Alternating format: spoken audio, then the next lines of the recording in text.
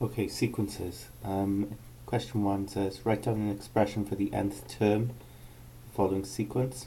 Okay, so when it comes to working out the nth term, what you need to do is look at the gap, okay, that exists there. The gap between 8 and 17 is 9, of course, okay.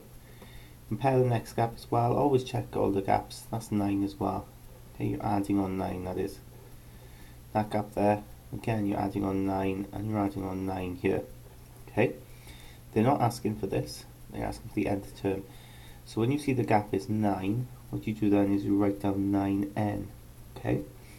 Because the gap is 9, this is related to the 9 times table, so you always write 9n then. Now, to work out then, you need to work out what we're going to put here.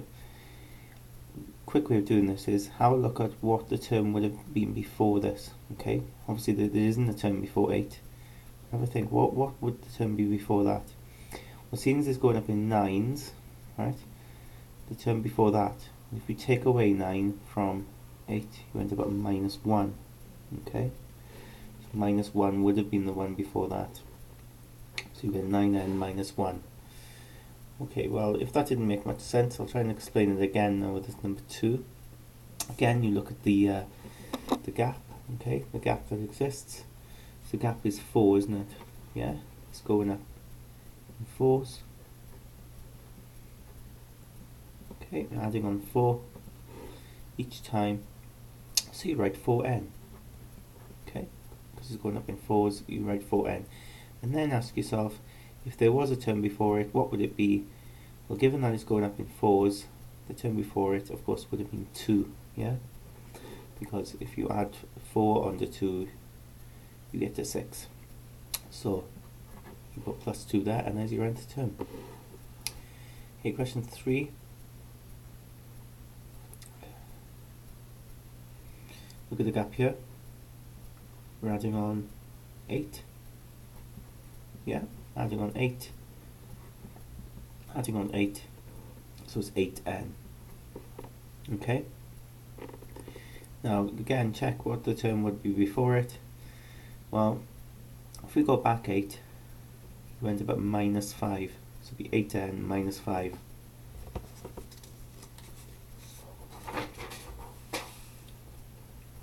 Question 4. Write down in terms of n the nth term for each of these. Well, if you look at this one, again, look at the gap is 4. Okay, we're adding on 4 each time. So it'll be 4n. Check what it would be before. So if you take away 4, you end up at minus 1. So it'll be 4n minus 1. This one down here, okay, it looks more complicated than what it actually is. Alright, what you shouldn't do, well, is multiply these together, right? Because if you do that, it's going to make it much more complicated for you. Your answer is going to be in 2 parts, okay, in terms of your nth term. It's going to be in 2 parts, just like we've got 2 parts here. Okay, so you're going to have something here multiply something else, just like we've got here. Okay, it's going to be in that format.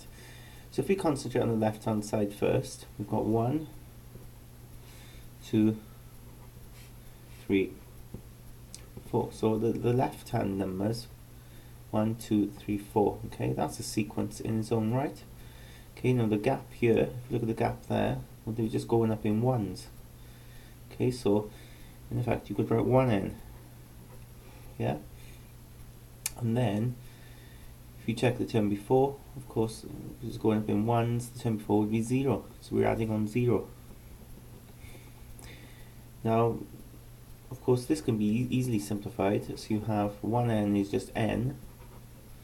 Don't have to put 1 in front. And then plus 0. Well, there's no need to write plus 0. So we're just left with n. Okay, which should make sense because these are the numbers, aren't they? The counting numbers. So here I'm going to write n. Okay.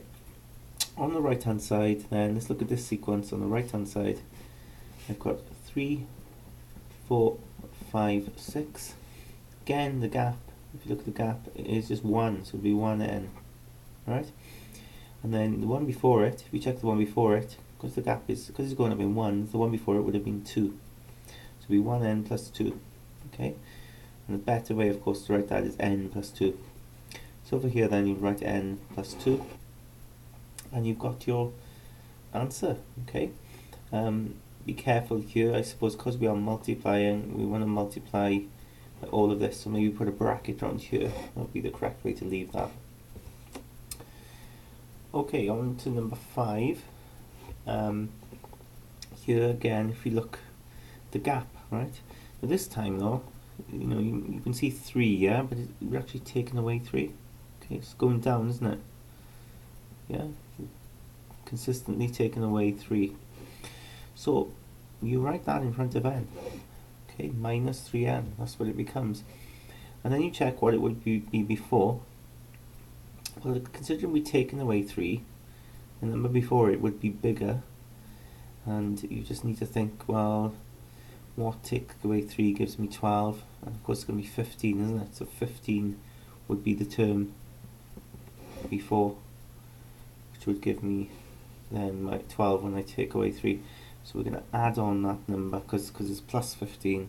So just add that on, and there's your answer. Okay, last page on this. Patterns are made using small squares. We've got this here. Now, when you have a picture pattern, it's always good to change them into numbers because it's asking for an expression in number of squares in pattern n. Okay, so the nth term. That's what that means. When they say pattern n, they want the nth term.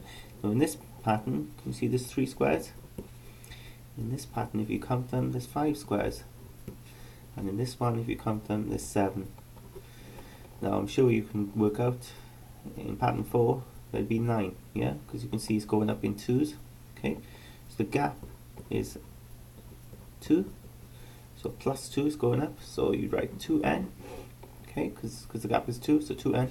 And then the term before it, of course, you think there, it's got to be 1, isn't it? Because the term before it, add 2 onto it, you get 3. So 2n plus 1.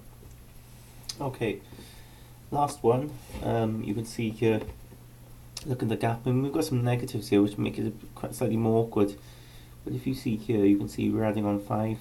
Okay, right, it's true there as well, adding on 5, and it's true there for the negatives.